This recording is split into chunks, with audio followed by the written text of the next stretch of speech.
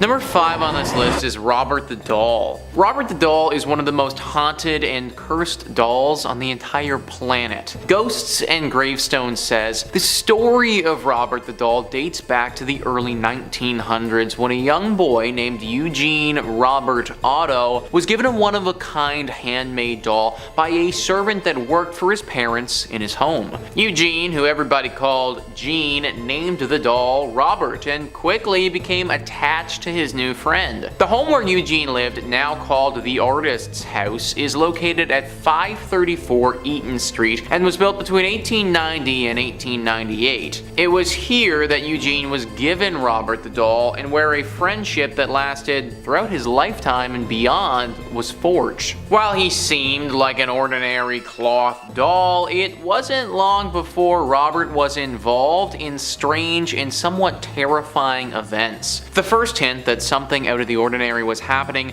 was one night when Gene, who was only 10 years old, awoke to find Robert the doll sitting at the end of his bed, staring at him. Moments later, his mother was awakened by his screams for help and the sounds of furniture being overturned in her son's bedroom. Gene cried for help, begging his mother to rescue him. When she was finally able to wrench the locked door open, she saw poor Gene curled up in fear on his bed, his room in shambles, and Robert the doll sitting at the foot of the bed. And all the child could say was Robert did it. Now, this was the first instance where Robert was acting up, but there have been tons of experiences since then where this doll is just doing things that really shouldn't be doing. He now lives in East Martello where visitors flock to see him, although it's a bad idea. There are letters and notes all around Robert from people that have come to see him, all begging for Robert's forgiveness. Apparently, taking a picture of Robert without his permission will cause him to start to haunt you. This curse has affected hundreds to thousands of people, and they all usually end up coming back to Robert begging for freedom from this curse. At this point, paranormal investigators have learned that messing with Robert really isn't the best idea, and just leaving this doll alone, probably the smartest thing to do. Number 4 on this list is the screaming skull. Last I checked, if there is no meat on the bone, then a skull shouldn't be screaming. That's kind of what's going down with this one extremely haunted skull in Burton Agnes Hall, England. Instablog says, what if you touch an object and then you hear terrible, deafening screams? That is precisely what happens when you touch this skull at an Elizabethan manor in England. Burton Agnes Hall is the house of Catherine Ann Griffith, who was brutally murdered by numerous bullies in 1620. Her skull still rests inside the house. Why? Because whenever somebody tried to take it out of the house, what happened next terrified them to the bone. People who have tried to touch or disturb that skull have reported seeing a scary ghost walk in and utter a deafening scream. This scared the people so much that they actually ran out of the house in terror. If you're up for a scary challenge, then this might be your chance to prove your mettle to the world, but for the weak-hearted ones, it's wise to stay away. And yeah, guys, I mean, I agree with that article right there. Probably best not to mess with this thing. I mean, a bunch of paranormal investigators won't even go here anymore. If a bunch of paranormal investigators think that this area is too scary for them, then sorry guys, I'm tapping out. It's way too scary for me too. Number 3, the purple sapphire. Well, not really a sapphire, but actually an amethyst. The spiky purple quartz looking thing. Hey, who said that haunted to hell items can't be precious and beautiful? Well, don't say that, because apparently this one is cursed, like cursed. The mysterious Delhi purple sapphire is now permanently on display as part of the Natural History Museum's vault collection of precious gemstones. The mysterious stone is rumored to have been stolen by a British soldier from the Temple of Indra, the Hindu god of war and weather, in Kanpur, India, during the Indian Mutiny of 1857. It was brought to England by Colonel W. Ferris, whose family then supposedly suffered many financial and many health problems. I love how financials first. The stone was given to Edward Heron Allen, a scientist and writer, in 1890, who claimed to have started having bad things happen to him and those who were lucky enough or unlucky enough to see or hold it. He came to the conclusion it was hexed with a curse, and eventually decided to have it stored away in a bank vault inside 7 locked boxes with a note of warning to anyone who dare handle it. Allen warned that the Delhi purple sapphire is cursed and is stained with blood, and the dishonor of everyone who has ever owned it. Weary of its alleged powers, he kept it locked away in 7 boxes and surrounded by good luck charms. He also left strict instructions not to remove the amethyst until 33 years after his death. It's very specific. Heron Allen's own daughter was forbidden under every circumstance to even touch or handle the stone, which, half a year after her father's death, she donated the amethyst to the Natural History Museum where it's on display today. Okay, so his own daughter donated this thing. She didn't even want it. That's a little spooky. Now, I mean, he was a writer, and writers can exaggerate sometimes, but not giving it to his own daughter and her not wanting it at all after his death? That sounds a little bizarre to me. Number 2, the haunted book. Okay, so sometimes we all find spooky doodles from the past we drew as kids. Finding old spooky pictures or letters written, that can be fun and great for scary stories. Apparently I drew aliens a lot. Yeah, who'd have thought? This next item holds more than just letters though. It holds power. This haunted book was given to Brighton's very own haunted house, Preston Manor, after a Kent family who owned it claimed it caused them to be plagued by ghostly visitors and spectral visions. A haunted ledger which was found bricked up behind a shop wall has been acquired by the museum. Phew. The ledger was donated by Josephine Beniovitz. The book was discovered by her father, Tony Beniovitz, in 1988 when he was demolishing a shop which closed in 1984. Having taken it home, the father and daughter believed they suffered a number of spiritual visions and images of men, women, children, and apparently soldiers on horseback. The ledger, which dates from the First World War, was a clue at maybe who was visiting them. The daughter was told by one of the spirits that the book must be returned to Brighton where its first entry was written, which was in December 1915. The terrified family delivered it to Preston Manor, which is known for its paranormal occurrences and spiritual events. A medium visiting the house inspected the book and confirmed that they could sense evil omens emanating from its pages. It remains locked up only to be viewed after cleansed. Yeah, I don't think I'm going anywhere near this thing. Yeah, all those old books are usually wrapped in like someone's skin or something evil. Yeah. No thanks.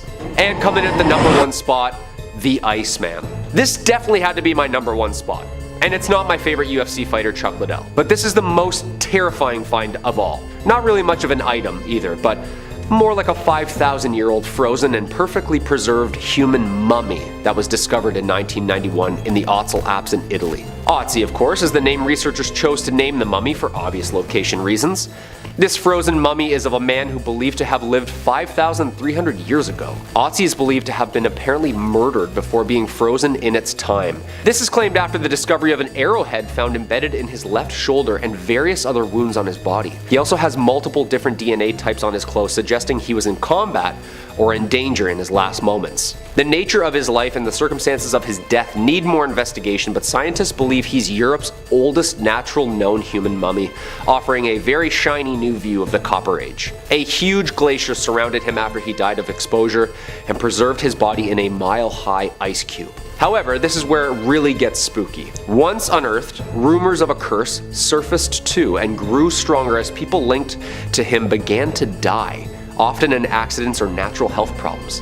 All in all, so far 7 deaths have been tied or loosely related to Ötzi's de-thawing, including forensic pathologist who was killed in a car accident en route to give a speech about Ötzi the Iceman, a mountaineer who died in an avalanche, a hiker who discovered the Iceman on a hike with his wife and later perished after falling down a treacherous path. A molecular archaeologist was found dead in his home after he was finalizing a book about Ötzi. The head of the forensic team died of a heart attack, another discoverer died of a brain tumor, and another researcher perished of multiple sclerosis. Yo, say what you will about curses if you believe them or not, when people start dropping all involved in this one find, there's gotta be some sort of otherworldly connection going on here. Whatever the case may be, this find is one of the most scientifically precious and also one of the most spiritually terrifying. Should we study this mummy some more and unearth more mysteries of the past, or should we risk the lives of those who study it? Number 5 on this list is the Die Book box. This is an evil box that tormented many people and even claimed some lives along the way. Zach Baggins writes, according to Jewish folklore, a diabook is a dark spirit that takes over the bodies of living people and uses them for evil. Legend has it that a diabook can be trapped inside of a box and prevented from causing mischief unless the box is opened, that is. Several years ago, the diabook box came up for sale on eBay. The seller listed a vintage wine cabinet that came from the estate of a woman who survived a World War II concentration camp. The seller and antique dealer named Kevin Mannis claimed that the first owner's granddaughter was terrified of the box, warning him that her grandmother said it held a diabook. After buying the cabinet, he was plagued by a series of unfortunate events and recurring nightmares of an old hag that would brutally attack him, causing him to wake up with bruises on his body. He also experienced an overpowering stench of cat urine in his home. Tragically, his mother suffered a stroke while opening the box. Not surprisingly, he decided to get rid of it. The box eventually ended up in the hands of Missouri Medical Museum director Jason Haxton, who was skeptical about the powers attributed to the box. He soon changed his mind. After acquiring the box, he began to experience a series of medical maladies, including bleeding eyes and strange rashes. He also began to dream of being attacked by an old hag and would also awake with bruises on his body. Kevin Mannis told me that while the box was in Haxton's basement, a man died there and his body was found lying next to the box. He eventually became so unnerved by the box that he reached out to scientists and rabbis who instructed him to build a wooden ark lined with 24 karat gold, place the box inside, and bury it in the ground. Now, this actually wasn't the end of the story for this box. The box was eventually dug up again and then later donated to a museum. This was after it had tormented a few more people, mind you, though. Now it's fully encased in a glass covering, but even that doesn't stop the evil spirit from coming after people. Many people who have visited this box have reported having serious episodes in the room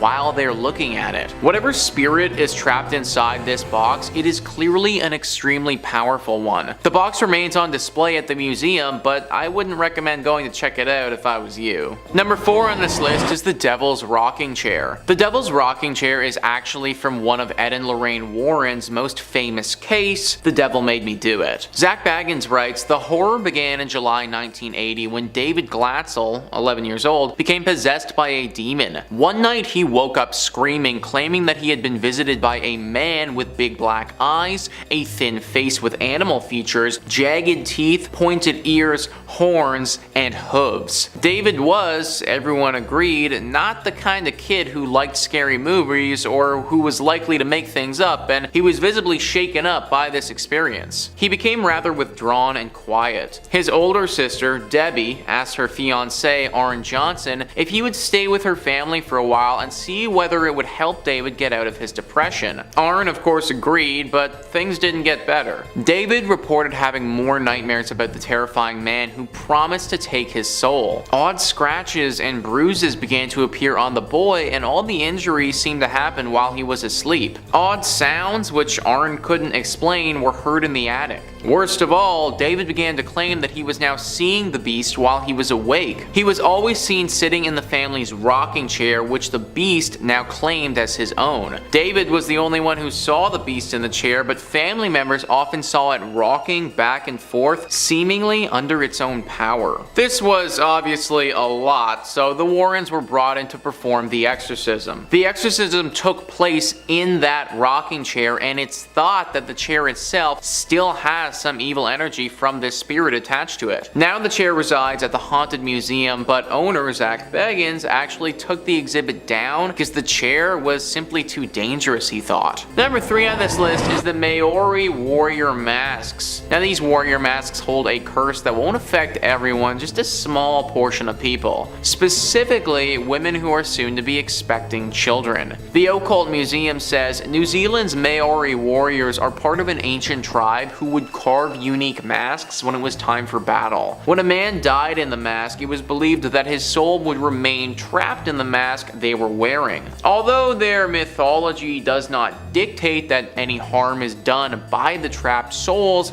the presence of the masks has a strange and sometimes fatal effect on pregnant women. Women who are expecting often experience complications when they come in contact with the masks. It's unknown why this phenomenon occurs, curse, but the museum that holds the remaining masks posts a warning that pregnant women should stay away. The literal museum is out here warning pregnant women not to come. That's how you know that this thing's seriously dangerous. Like whenever a business or enterprise does something that's actually gonna lose them money, that's when you have my attention. Considering they just lost an entire demographic of people, I'm now listening and buying into this curse. The paranormal investigators who aren't pregnant have taken a look at this, and they're having a hard time getting to the bottom of it. Some people have suggested that the Maori tribe thought that pregnant women were taboo, but that also doesn't really make any sense, because then how would they have repopulated their tribe? Regardless of why it is the way that it is, just know that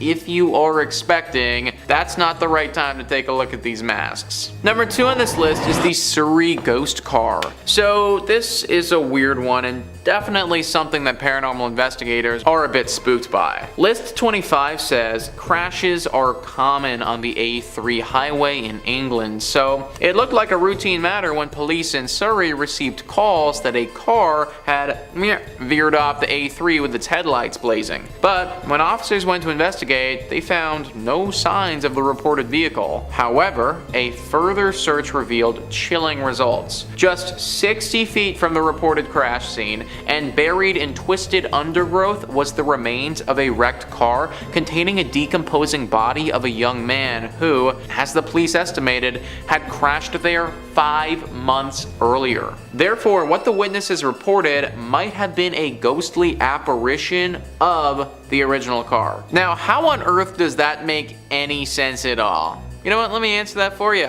It doesn't. First off, how did no one notice this car earlier? And then, what was that ghostly apparition that had a car veer off the road? Paranormal investigators are all scared of this one because who knows what type of effect this ghost car could have on your vehicle. And finally, number 1 on this list is the cursed mirror. This mirror isn't just cursed with a bad reflection, it's gonna show you something a lot worse than just you with a little bedhead or something. Instablog says, if you've seen Oculus, then chances are already you're scared of mirrors. And let's not even go back to the time when Bloody Mary was a whole thing. But if these creepy images of mirrors in the horror genre weren't enough, here's a real object which is most likely cursed. In St. Francisville, Louisiana, there's a plantation house which is one of the most haunted houses in America. Inside the house is this mirror, a cursed mirror. Legend goes that the plantation slave brutally killed the owner of the house,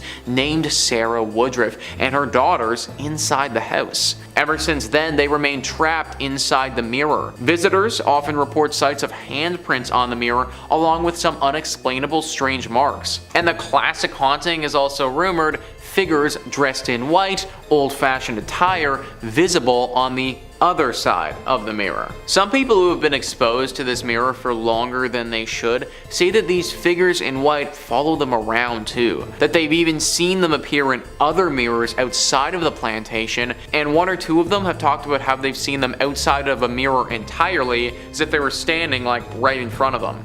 It seems like the longer that you're exposed to this, the more of an impact the curse will have on you. Kind of like, I don't know, radiation poisoning or something like that, where the time you spend among the toxin, that's gonna hurt you more. Obviously, because of this, paranormal investigators don't want to spend too long investigating this mirror. A short stint doing some research probably won't hurt you, although it will definitely give you a scare considering you're gonna see the figures on the other side. But extended exposure is where the real danger lies with this cursed item. Starting off this countdown, we have Mary Todd Lincoln's dress. This beautiful dress was once owned by Mary Todd Lincoln, Abraham Lincoln's wife. It's a beautiful purple velvet dress with satin and lace detailing. She wore this dress during the Washington winter social season in 1861 to 62. But here's the thing. After her husband's death, Mary went into mourning for a long period of time. In fact, she stayed in widow's clothes up until her own death in 1882. So she had no use for this dress anymore. So she gave this dress and some of her other items to her family members. This dress was given to her cousin Elizabeth Todd Grimsley. In 1916, Grimsley's son sold the dress to the Smithsonian's First Ladies collection. And now, apparently, is haunted by Mary Todd herself. People have heard weeping when they have been near this dress. On a number of occasions, they have actually seen Mary Todd Lincoln's apparition by the dress. Thankfully, she means no harm. But if you think about it, it's quite sad. Even in the afterlife, she's still mourning over the loss of her husband. Hopefully, she can eventually find peace and reunite with him. Moving on to number 4, we have the Smithsonian. One of the most haunted items in the Smithsonian is the museum itself. It is haunted by a number of ghosts. As a result, they actually offer ghost tours on location for people interested in the paranormal. On a number of occasions, workers have seen past Smithsonian scientists who would work on the collections there. But the most active ghost is that of the Smithsonian's first curator and second secretary, Spencer Fullerton Bard. Almost all of the night guards at the Smithsonian have seen his ghost wandering the halls. They see him gliding through the halls, people try to talk to him, and then he disappears into thin air. Then you have the ghost of Secretary Joseph Henry that also likes to show his face around town. According to the night guards, they said, and I quote, "Henry is often seen fully clothed in the garments he wore in life, walking through the exhibits before returning to his post. His post being the statue the museum has in place for him." Dude, what in the night of the museum is this? Seriously. Then you have the countless unidentified entities that also haunt the halls. These are just like black shadowy figures people have seen in passing. At least it seems like these ghosts mean no harm. Like, sure, it's kinda spooky, but at least they aren't malicious. Also, hit that thumbs up button if you want to see me go ghost hunting at the Smithsonian. I'm down. I'm down.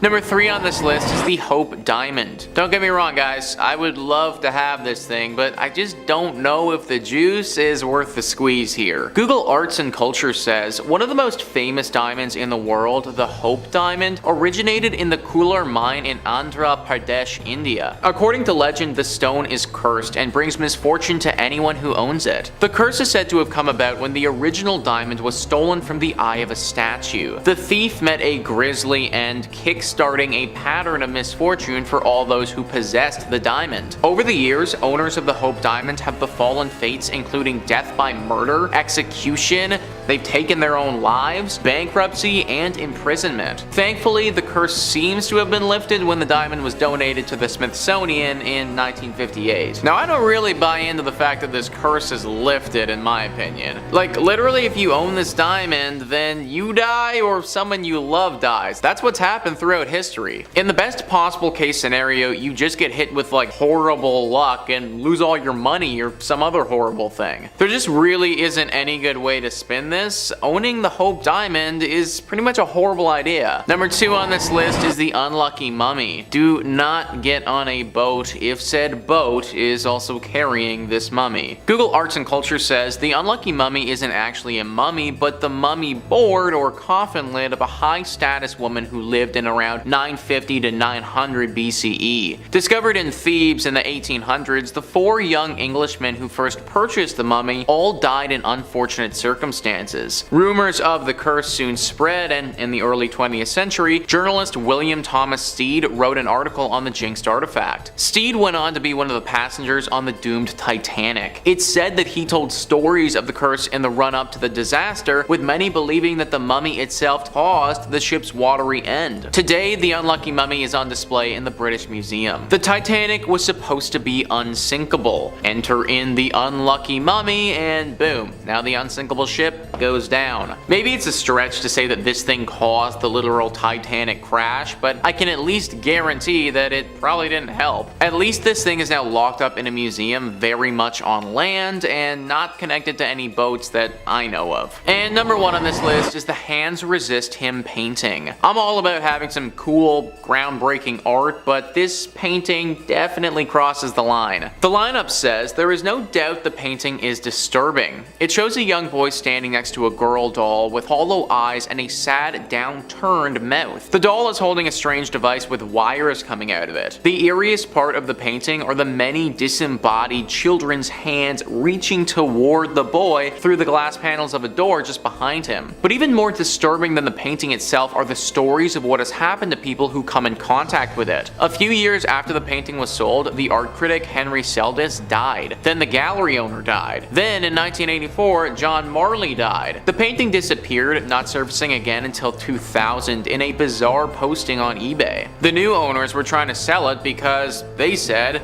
it was haunted. They claimed the boy and the doll in the picture would fight with each other during the night, terrifying their 4-year-old daughter. They set up a motion sensing camera in the room for 3 nights and claimed they had captured the boy in the picture leaving the frame and coming into the room, apparently fleeing in terror. The literal kid in the painting is leaving. Not freaking cool, guys. My paintings are supposed to be static and not moving, and they definitely aren't supposed to be walking around my home scaring the living bejesus out of me and my family. Apparently this painting is locked up in a storage locker now and no one is allowed to see it. Coming in at number 5 we have Dr. Jack Kevorkian Death Van, also known as the Deathmobile. Dr. Jack Kevorkian's van was a place many people spent their last moments alive. The 1968 Volkswagen van was where Dr. Kevorkian carried out as many as 130 assisted suicides in the 90s, and has become a piece of history. However, at the time the pathologist was met with controversy and public criticism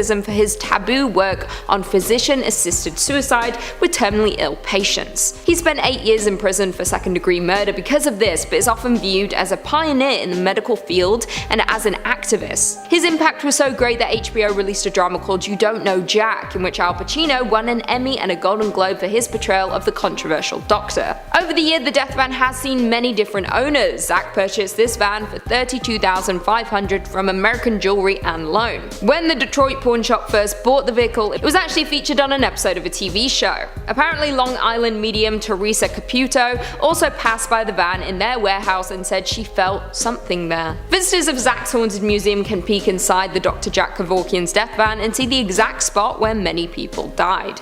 Coming in at number 4 we have Ed Gein's Cauldron. This is certainly one of the more gruesome relics on display at Zach Bagans' Haunted Museum, and it's believed to have belonged to the butcher Plainfield Ed Gein. He's known for not only committing 2 murders but mutilating corpses and fashioning items from human skin. Some of this morbid creation include masks made from real human faces, a human skin lampshade, and a female skin suit. Although his kill count doesn't technically classify him as a serial killer, he still served as inspiration for several fictional serial killers like Leatherface from Texas Chainsaw Massacre and Buffalo Bill from The Silence of the Lambs. This cauldron is said to have been a place for Ed Gein to boil body parts in, but its authenticity is largely unknown. It was auctioned off in 2015 by a man named Dan McIntyre. He claimed to have inherited it from his grandmother, who bought it in 1958 at Gein's estate sale following his arrest. That's bleak as The highest bidder was Zach, purchasing the little pot for $2,800. At the time, Dan said he was happy to be rid of it, as it was the source of strange phenomena.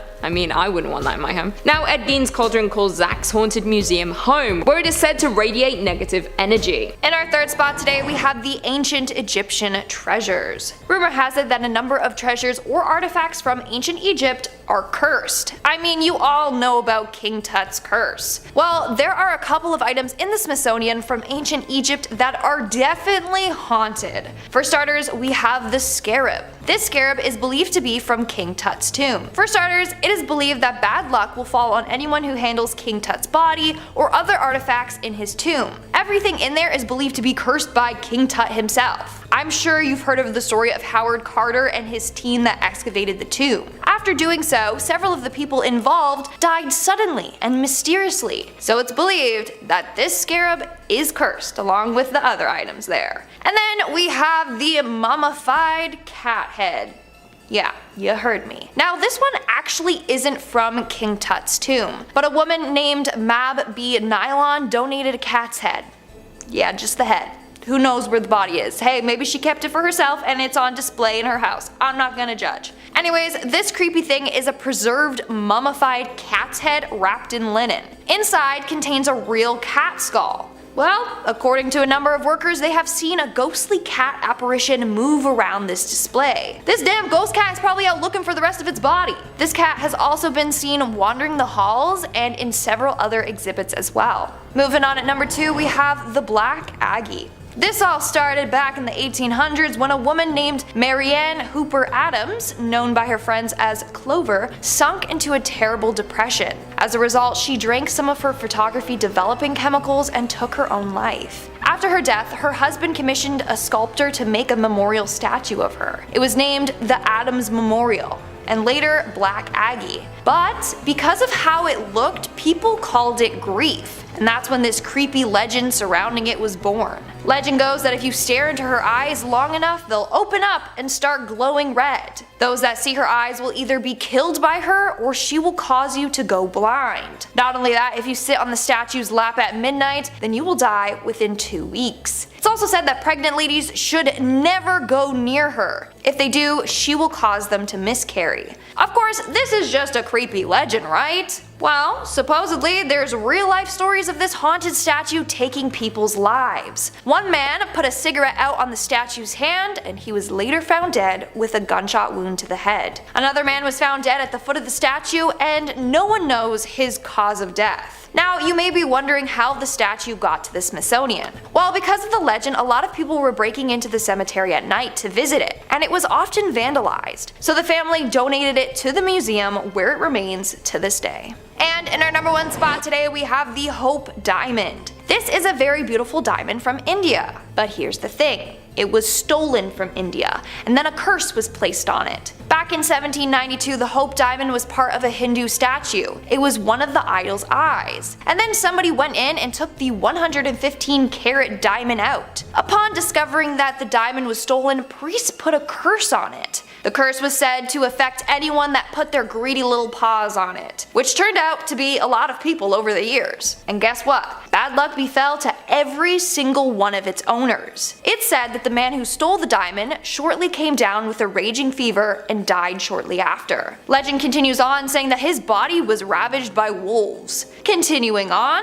King Louis XIV bought the stone and had it recut in 1673. He died of gangrene, and all his legitimate kids died early on in life. Then we have Marie Antoinette. Apparently she wore it as well. And we all know how bad things ended for her. Another story involved an heiress named Evelyn Walsh McLean. She bought the Hope Diamond and everyone around her started to die mysteriously. First it was her mother-in-law, then her son, then her husband left her and later died in a mental hospital, and then her daughter. She later sold the diamond to get rid of this curse. That's not even half the people affected by this diamond, like the list goes on and on. Now the haunted diamond is on display at the Smithsonian. Hopefully no one will ever try to steal it because we don't need to relive its curse over again. Coming in at number 5, we have Demon House Staircase. The Demon House in Gary, Indiana was the center of a docudrama in 2018. Zach Bagan tells the story of a family struggling with the hauntings and even possessions that happened in the home. It is claimed that the house contains around 200 spirits. The Gary Police Department investigated on numerous occasions and priests even performed numerous exorcisms. When the family first moved into the home despite cold December temperatures,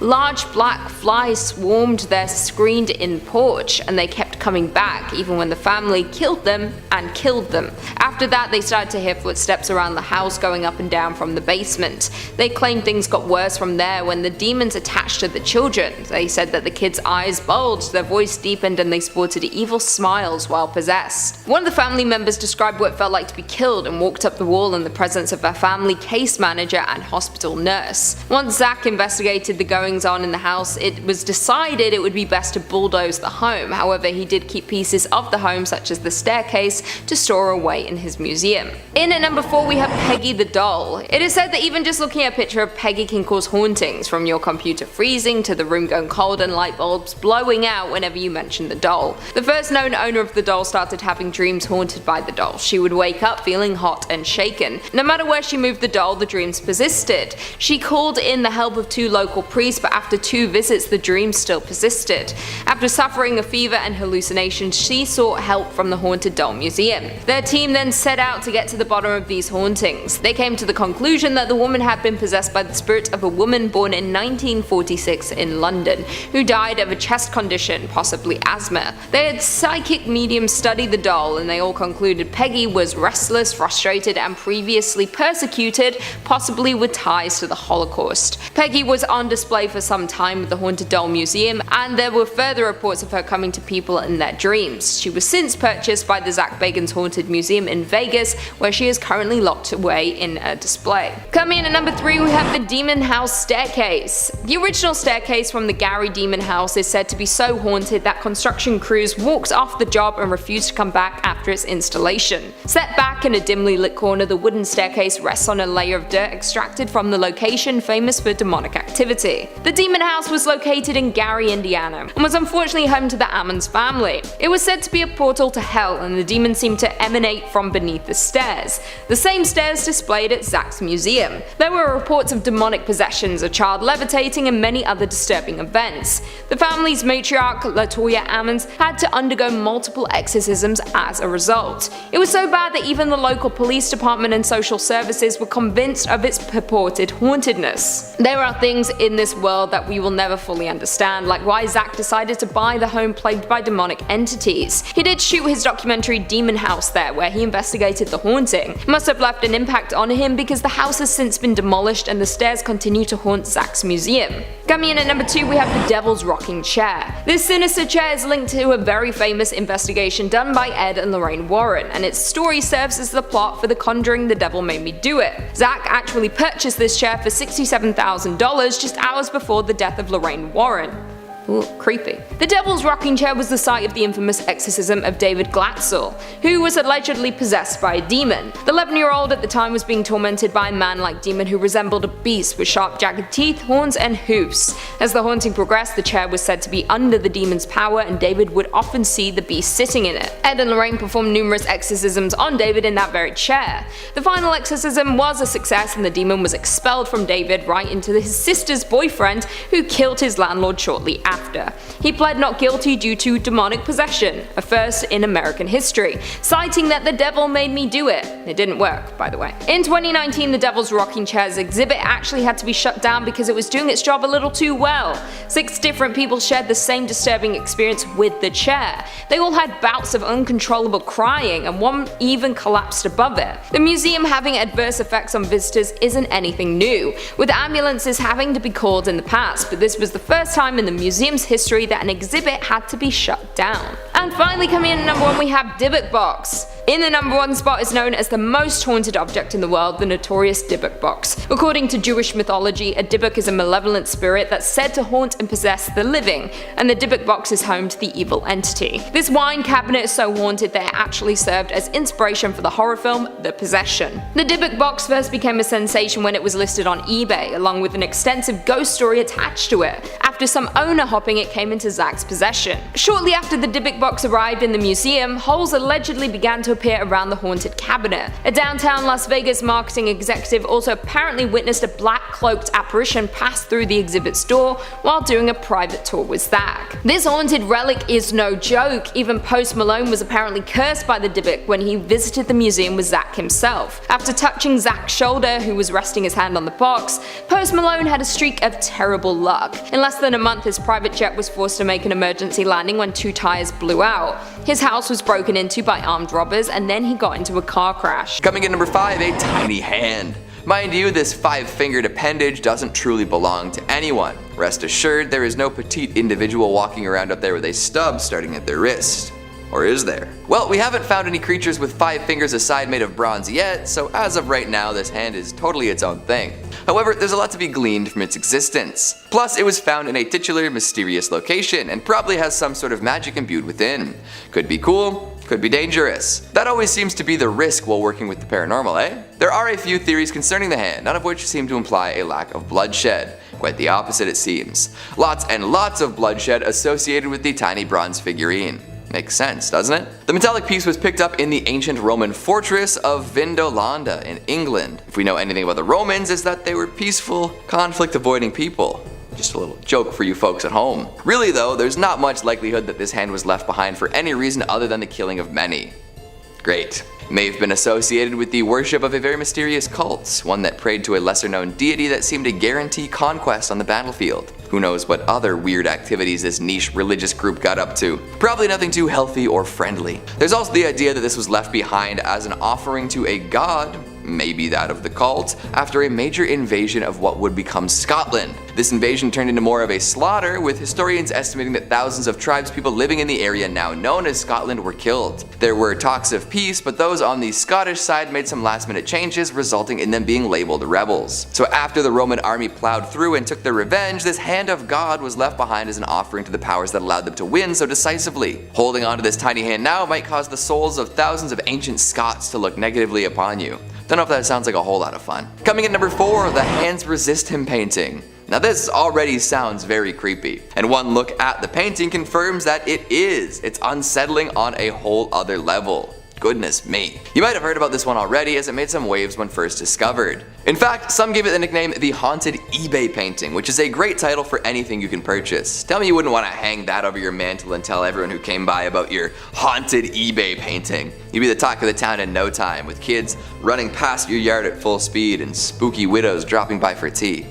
Someday. But in the meantime, you can learn of the story behind the Hands Resist Him painting. See, it was dredged up at an old rundown brewery. A couple had been looking through the ruins for whatever people look through old breweries for, and came across this horrid image. 2 children, creepy as can be, looking straight at the portrait artist, as some disembodied hands seem to float in the window behind them. Man, plenty of hands without arms on the list today. Must be a sign. Who's gonna send a nice hand into the studio? Look at the little girl's face. Are those doll features? Has her soul been stolen? Answers we may never get. During this painting's time on eBay, folks came up with all sorts of stories to go along with it. Some said that the kids would move around in frame, taking on different poses and positions when folks weren't looking. The hands were known to switch up their positioning too. All in all, a very distressing combination of paint and canvas. It ended up selling for something like $1,000, which is a little low if you ask me. Somehow, the stories caught up to the original painter too, who was quite surprised that everyone had been spinning yarns about his work. Bill Stoneham, the artist, says that the piece was based on an old photograph of himself and a neighbor when they were children, and that he wanted to tap into the Jungian idea of the collectus unconscious. So it might not be haunted, or at least it wasn't when he painted it, but the stories people tell seem to imply otherwise, so we'll see. Coming in at number 3, the Mummy's Curse. Technically, the Mummy's Curse is not on the actual mummy, but on the lid that once held her. It is unknown who was once held within it, but it was a woman of a high status from the 21st or 22nd dynasty, 950 to 900 BC. The curse has a few stories attached to it, and some even think that she caused the disaster of the Titanic. This mysterious mummy was found at Thebes in the late 1800s. It was brought in by 4 young Englishmen who all had untimely deaths. 2 of the men died in shooting accidents, and the other 2 died of poverty. A string of illnesses, accidents, and deaths followed by anyone who came into contact with the mummy. The most shocking claim is that some survivors of the Titanic blame the mummy for the sinking. Among the passengers of the Titanic was journalist William Thomas Stead, who had published a few articles about the curse. The survivors recalled Stead discussing the artifact and its curse over dinner. It is claimed he had purchased a ticket for himself to transport the artifact to New York. As the stories were told, its reputation grew and many believed its presence on board caused the disaster. It is believed that in the chaos, someone bribed one of the guards to sneak the artifact onto a lifeboat to save the historic piece. Not long after arriving, the unlucky mummy was soon causing mayhem and misery at the home of its American owner, so he decided to send her back to Britain. Luckily, it is now safely locked away on display at the British Museum in London. However, visitors do still report unsettling sensations when viewing the unlucky mummy's coffin lid. In at number 2, we have James Dean's Porsche. You don't hear of many haunted cars, but James Dean's Porsche has taken enough lives to be taken very seriously. As soon as James got his car, some people had a bad feeling around it. So Alec Guinness met with James for lunch and he showed him the car. Alec commented, I quote, "If you get in that car, you'll be found dead in it by this time next week." And within the week, he was. This was just the start of the car's curse. When a mechanic attempted to repair the car, it fell and crushed his legs. The car's new owner decided to sell the engine and drivetrain to 2 racers. racers. One of the racers lost control of his car, hit a tree, and died instantly. The other was injured when his car locked up and rolled over. Two thieves tried to take pieces of the car, but they were both injured during the robbery. The car was then donated to the safety exhibit of the California Highway Patrol. The exhibit caught fire and the car had to be moved to a different exhibit. At the second exhibit, the car fell onto a student, breaking his hip. This meant that it was moved once again. It even managed to crush and kill a truck driver who was transporting it. It was since stolen, and there has been reports that the new owner is keeping the car hidden away, hopefully to stop any further damage. And finally, in at number 1, we have the Devil's Rocking Chair. The origin and creation of the rocking chair is unknown, but it was passed to the Glatzel family in the early 1950s. It lay dormant in the house just like any piece of furniture until the summer of 1980, when it became the center of the family's tragedy. It all started when David Glatzel woke up one night screaming. He told his family that he was visited by a man with big black eyes, a thin face with animal features, jagged teeth, pointed ears, horns, and hoofs. Everyone who knew David knew he was not the type of person to make up this kind of thing, and he was clearly shaken by it. After this, it was believed that David was possessed. He became withdrawn and appeared to be depressed. His sister Debbie asked her fiance Arn Johnson to stay with David to make sure he was being watched over in case anything was to get worse. David continued to have nightmares, saying that the man promised to take his soul. He would often be covered in bruises and scratches he couldn't explain, and worst of all, he started to see the figure while he was awake, or was sat in the rocking chair. Family members would see the chair rocking, but only David could see the beast in the chair. Desperate for help, they brought in Ed and Lorraine Warren. They started to perform exorcisms regularly to help David, many with him seated in a rocking chair. The chair itself moved about the house on its own, mysteriously disappearing and reappearing in different places. Most incredibly, it levitated on numerous occasions in full view of witnesses, including the Warrens and shocked family members. It happened once while David was sitting in it during an exorcism. After the final exorcism, the devil did leave David, however, as it left him, it transferred into his sister's fiance Arn. He began slipping into trances for a period of months before killing his landlord Alan Bono with a 5-inch pocket knife, stabbing the man as Debbie watched. He tried to plead demonic possession in court, but the judge was not convinced. The family surprisingly held onto the chair for a number of years in storage, and when they moved, it came with them. They started to notice that when friends or family members sat in the chair, they would have strange things happen to them.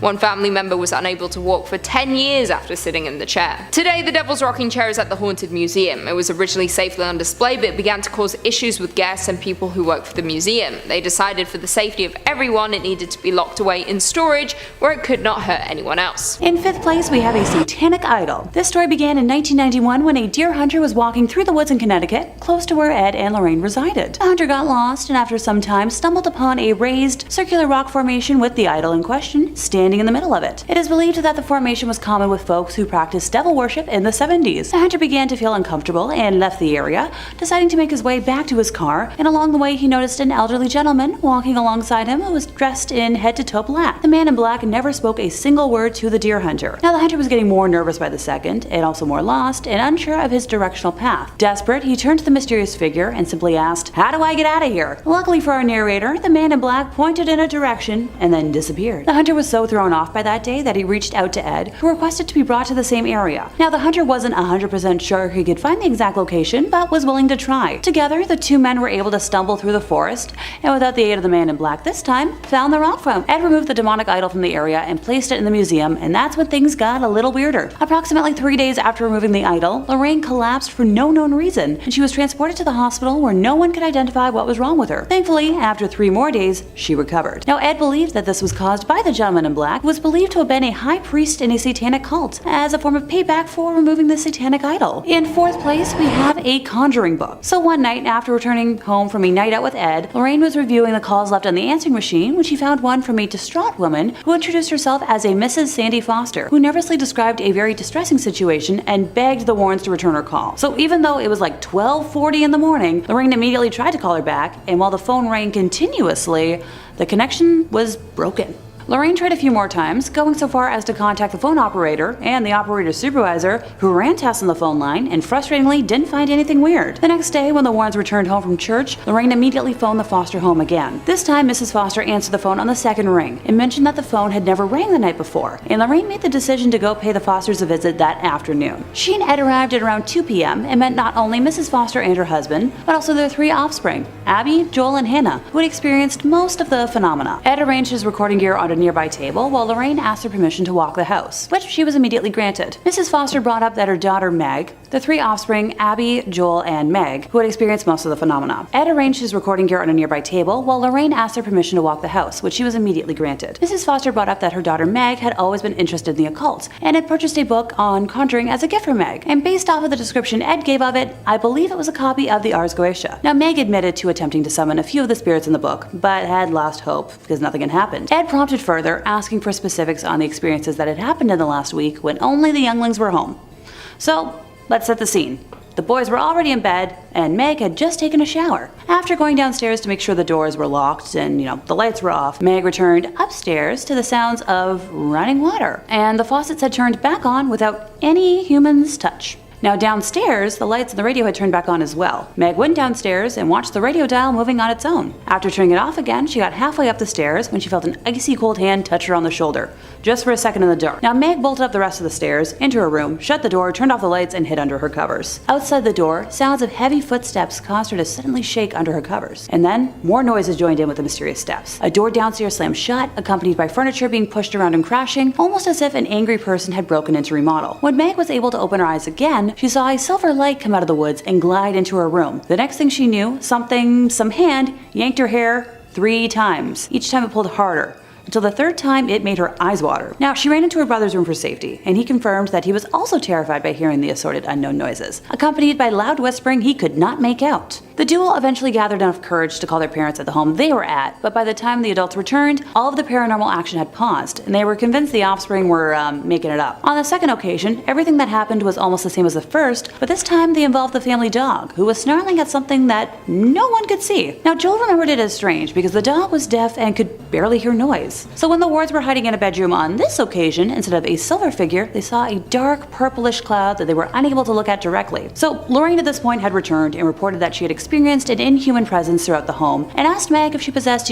black conjuring candles in her room. And when she responded yes, Ed told the family that he and Lorraine can handle everything, but they should maybe head out for a drive while it was happening, for safety. Ed and Lorraine got to work the moment the Fosters left, determined to discover the true nature of the spirit's presence in order to dispel it. For provocation purposes, Ed used a crucifix and holy water, scattering the water at all 4 points of the cellar floor, and saying aloud, "In the name of Jesus Christ, I command all spirits, whether human or diabolical, to leave this dwelling and never return." On the first floor, Ed repeated the same procedure in each of the rooms. This process, known to any exorcist as binding, requires the infesting spirit to either show itself or move on. Having bound the cellar and all downstairs room without incident, the Warrens were ready to approach the second floor, where they knew difficulty was lurking. But as they prepared to act, a telepathically projected feeling of dread came over them, which is a distinct indication of an inhuman demonic presence. They pressed on and began climbing the staircase to the second floor. But as hard as they tried, neither Ed nor Lorraine could get any more than halfway up, pushing against them with some impenetrable, unyielding force. So slowly, the Warrens backed down the stairs so as not to be knocked over backwards. And at the bottom of the stairs, for a brief second,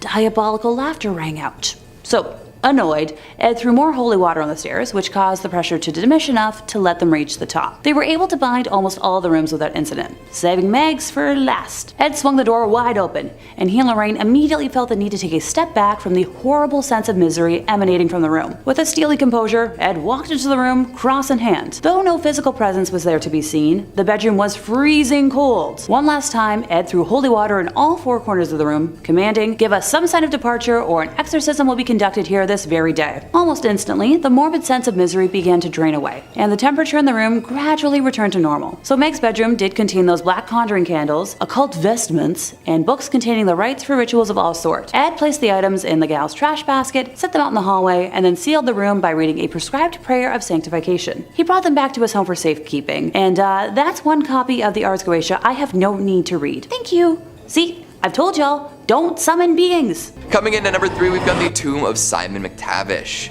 I want to tell this story specifically because I was recently hiking Mount Royal. Maybe I walked by something exceptionally haunted and didn't even notice. Wouldn't be too out of character, that's for sure. However, what was discovered quite a while ago spooks locals to their core. Mount Royal is a lovely elevated plateau that overlooks the city of Montreal and is home to one of the largest intact burial grounds in North America.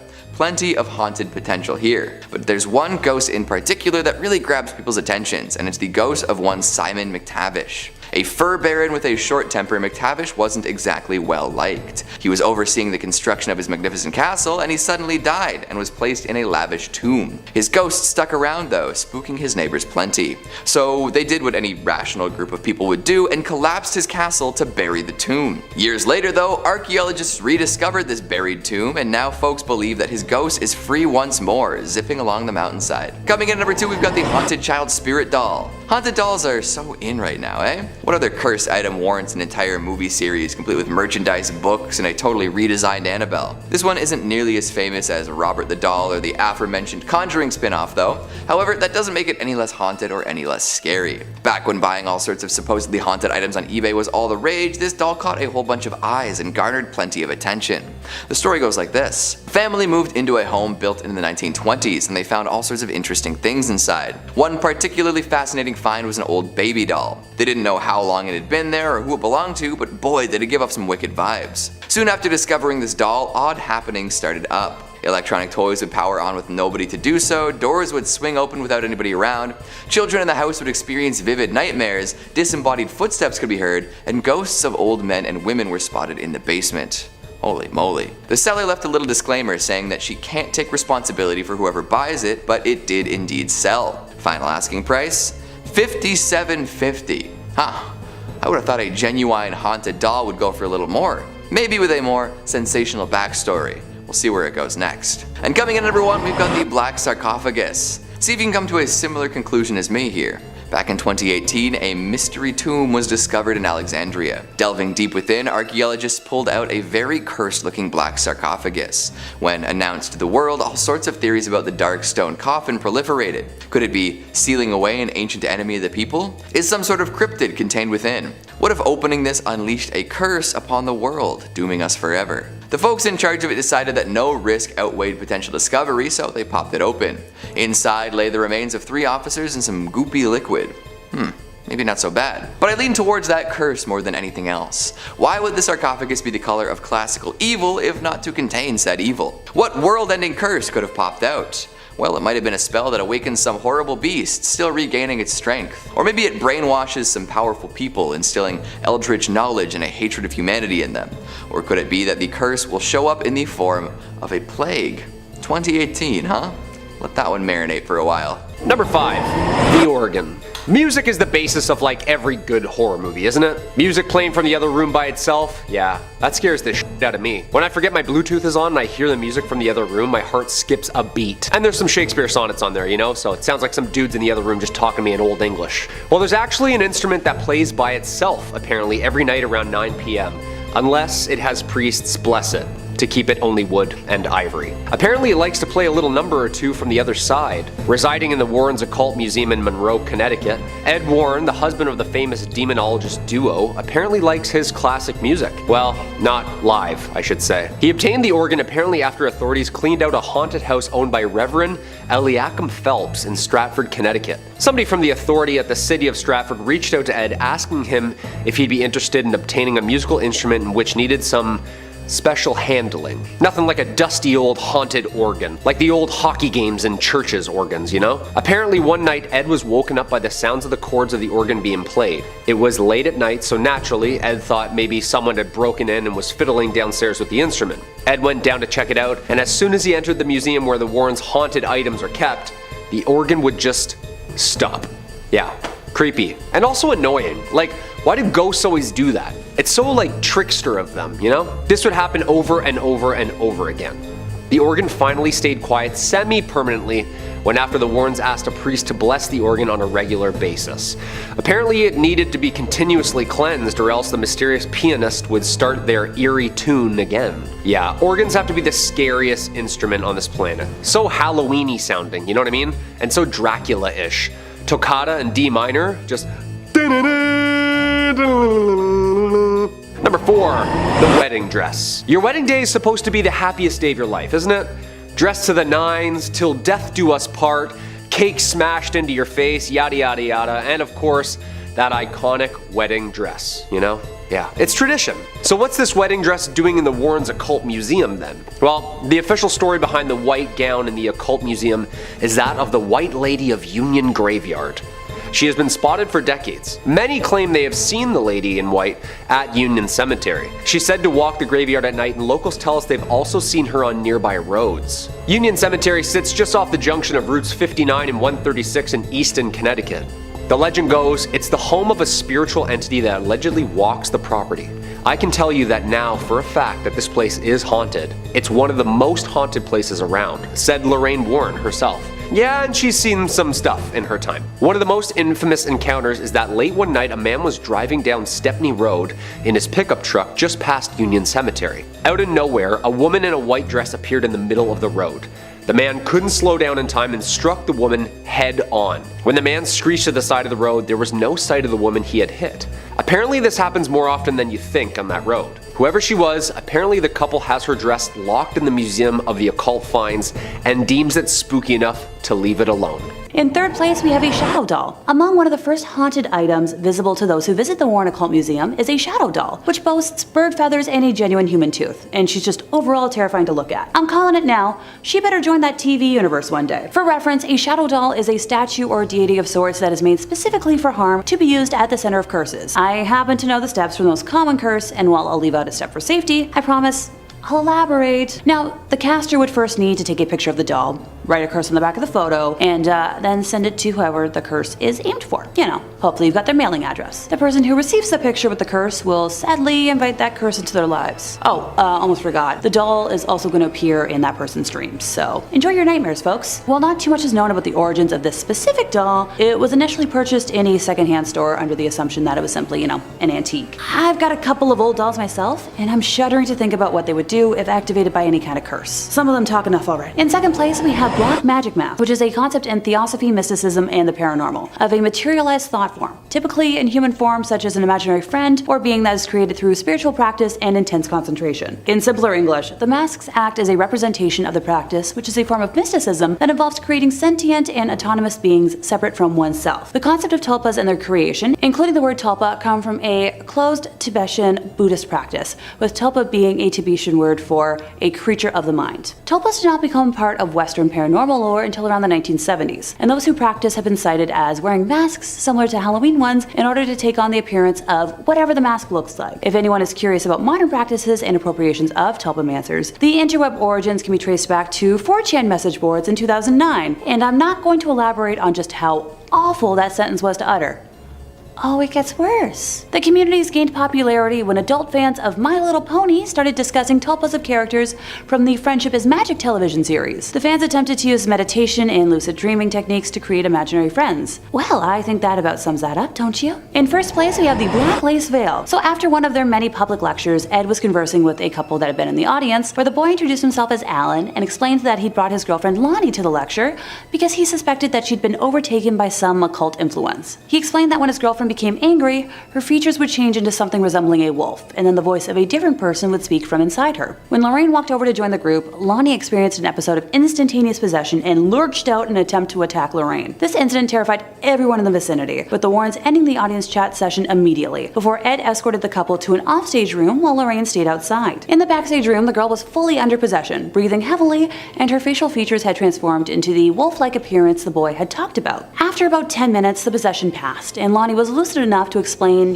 dealing with memory loss, along with losing hours and days of her life over the last 3 months, which is a symptom common in possession. She went on to share that originally her now boyfriend, Alan, had refused all of her advances and bribery attempts at becoming hers, and she had resorted to visiting a store prominent in selling tools to help with witchcraft, purchasing there a book on the black arts, and later that night performing a ritual for acquiring lovers. This ritual involved, you guessed it, the black lace veil, on top of which she placed a crown of goat horns before renouncing God in her baptism, along with swearing allegiance to Satan, finishing the ritual by washing down the vow with a cup of animal scarlet elixir. About a month after Lonnie performed the ritual, Alan began paying her the attention she craved, making her entitled world perfect. What she hadn't counted on, however, was that she was now in debt to the demonic, having given them permission to enter her life. Ed knew immediately that Lonnie would have to undergo an exorcism as soon as possible, and made contact with a priest the next morning, who was able to come assist with the procedure. Upon arrival, the priest insisted on testing the spirit, so he instructed Lonnie to close her eyes and slowly count to 20, while his assistant stood behind her and placed a cross around 6 inches behind her head. The entity possessing the girl suddenly went wild, screaming, "Take it away, it burns!